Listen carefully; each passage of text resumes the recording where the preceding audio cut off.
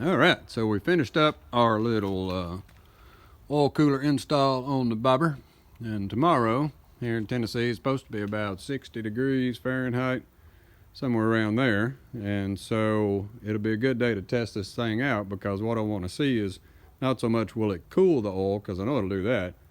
What I want to figure out is, will it cool it too much when it's cooler outside. So 60 degrees is probably about the limit that I would run this, that I wouldn't just cover the cooler up. So I want to be able to see, is it going to cool that oil off too much? Now, the theory is I got a 3.1 millimeter little bypass orifice that allows some oil to flow as it did normal through the motor. And so if it's cool outside, the oil going through the cooler should get thicker, and it's just going to allow the normal warm oil to flow through the little bypass orifice. And then if it gets too hot, then that oil will start heating up, and it'll allow it to flow through the cooler to cool it off. So biggest thing I want to see tomorrow is whether or not it's going to make the engine so cold that it's not going to be very efficient. We'll get this set up tomorrow and see what this little cooler is going to do. All right, so it's finally got up to about 60 degrees here in Tennessee, and so it's warm enough that I can test out my little oil cooler that I installed on the bobber and just kind of see what it does for temperature wise. Not that I really need an oil cooler in Tennessee most likely, but we're gonna try it out and see, because there are a few weeks out of the year that it gets hot enough that these bikes get pretty warm. So for the first test, what I'm going to do is I actually have just a loop on it, and so I don't have the cooler installed, got it all ready, but I just got a loop on it. So what I want to do is check with my temperature gauge up here and see what we got for temperature as we cruise around, and then we'll hook up the cooler and see what the cooler does. So we'll get fired up. I'm already warmed up a little bit, so we'll make us a lap, switch over to the GoPro, and just watch this temperature as we go down the road. So we will be back here in just a minute.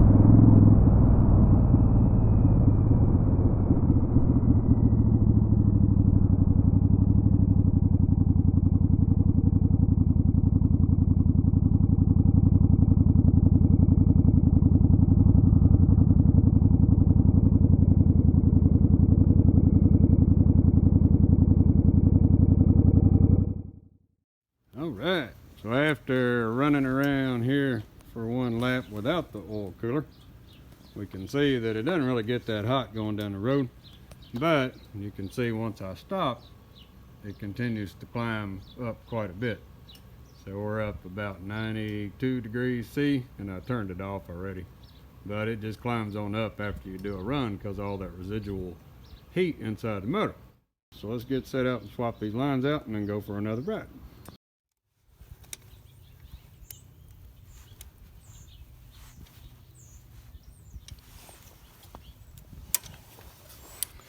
Now we just gotta get that up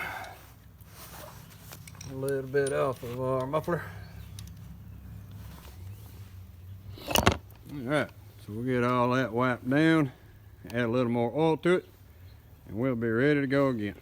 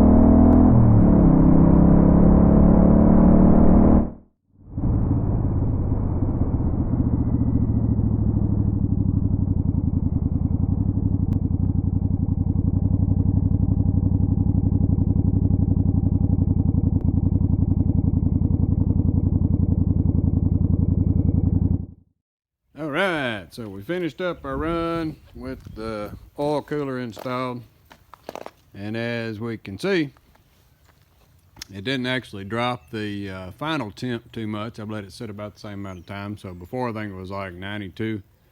So on this go, it's about 90 after it's come back and been sitting.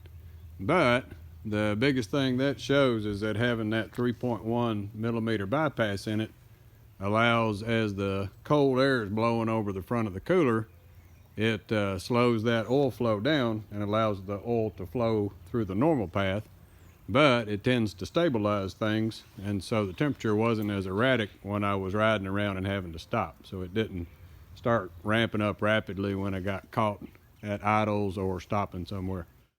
All right, so for our final test run, just to compare if in this 60-degree weather it's best to cover up the oil cooler, what I did is put a couple pipe insulator pieces on there, and we got it covered up. So we'll give this one a run and see what it's doing. Then when we come back, we'll check the temperatures of the heads and things, because you can see, I forgot to put in the other video, but it's actually picking up the temperature back here on the oil of the back head. And so I don't have wind blowing on that. That's actually picking up the oil temperature. So we'll give this a run here with the oil cooler covered up and then compare the three.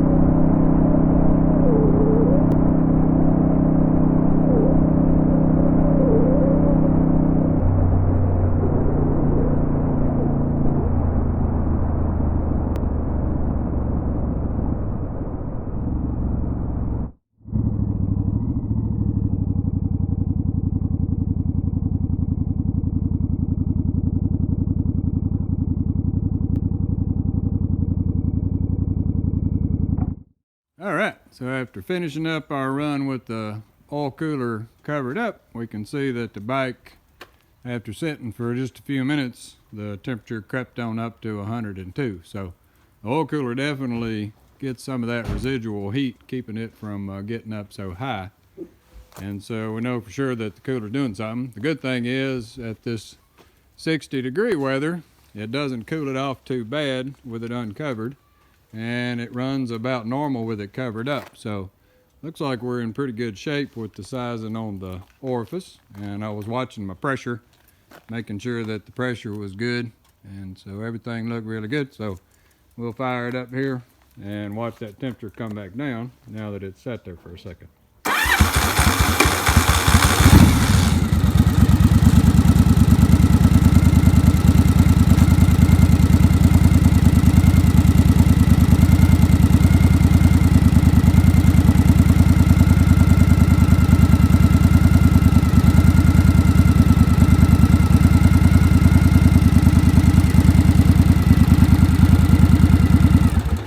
So with the oil circulating, it starts going back down again. So if we want to check our oil temperature inside our cooler, let's see if we can do this with 2 hands. I don't think I can because I got to pull it back. Let me get my little stand and we'll check this oil cooler temperature. All right, so now we can check it. So we'll open up our little cover and just see what the temperature is inside of there. We're running about 150 degrees with it covered up. So all of that extra heat translates over into the motor heat. And then we can check and see that our head temperature back here where our gauge is, we're about 200 and something Fahrenheit. So in degrees C, that's right around 100, 104. So not too bad on the temperature. So given that it's 60 degrees Fahrenheit outside, then covering up the cooler seems to be okay to do. Well, alrighty, so there's our little test on our oil cooler, and it looks like covering it up in this weather is the right thing to do. Or you're right at the margin where we can leave it uncovered and you'll still be okay. But the biggest thing it does is coming up to the red lights or after running it hard and then slowing down, it keeps that residual heat from building up in the motor and raising your temperatures up, as we saw on the video comparison. Well, alrighty. Well, thanks for watching.